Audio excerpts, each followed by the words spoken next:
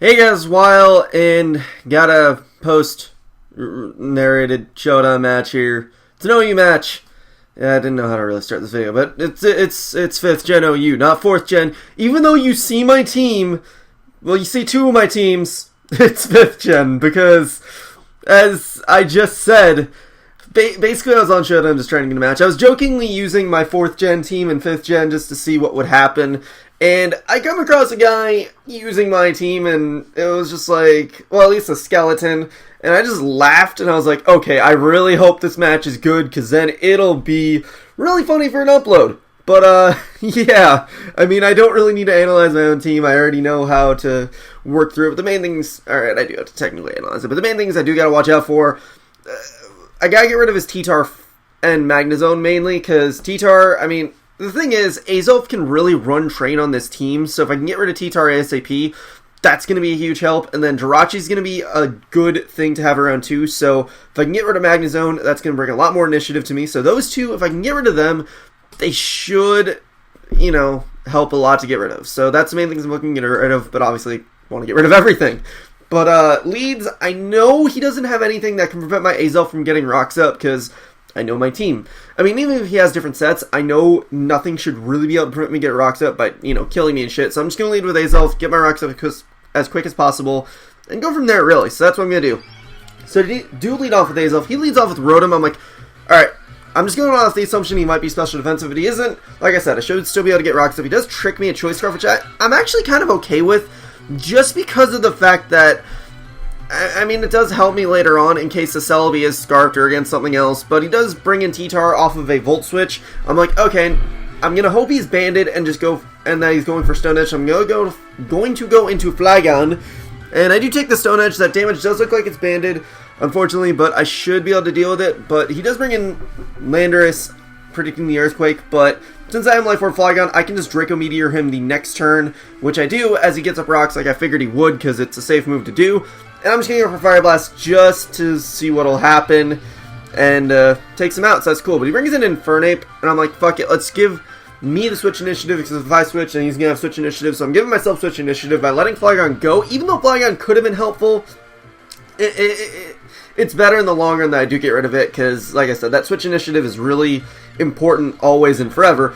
But, whatever the case, he brought in Rotom. I'm just going to kill him off with Infernape. He brings in Celebi. I'm not really sure what it wants to do, so I'm going to go into Zapdos, because I should be able to take really any hit, which he goes to Thunder Wave, so now I know he's defensive in some way. I'm going to assume Special, just because in this gen that works. So, you know, that's whatever. But I'm just going to go for Roost with Zapdos, see what he's going to do next. He brings in T-Tar, and I'm like, okay, Jirachi should be able to take any hit. I doubt he's going to have Earthquake or go for it.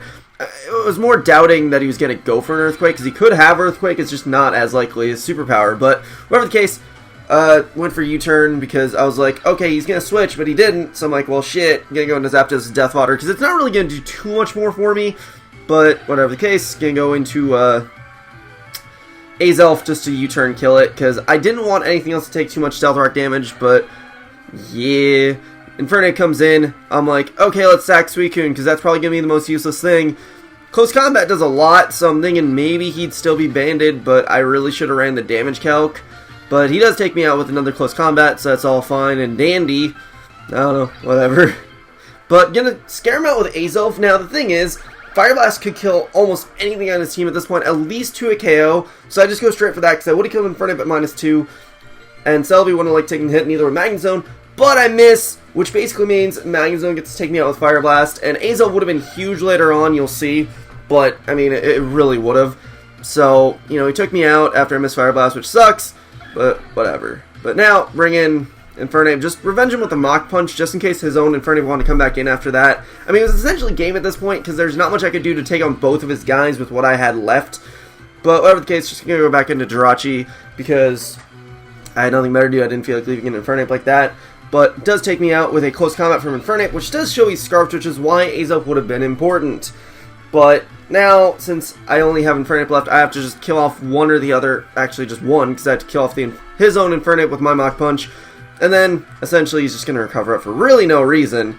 So it's just like kicking sand in my teeth, you know. But, yeah, he's just going to eventually kill me off, because he doesn't really have many moves to kill off an Infernape with.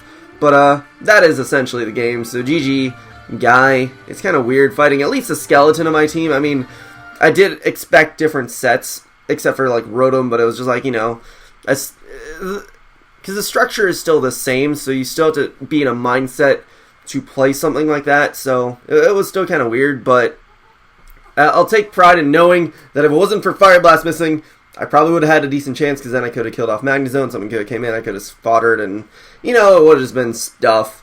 But, oh well, that's life. So, yeah, that's it for this. So, hope you guys enjoyed. I'm going to my Yu-Gi-Oh! Sneak peek later for Tachyon. Hopefully that doesn't suck and I actually get something good. But, yeah, hope you guys enjoyed. Such, blah. Work, comment, sub, and later, guys.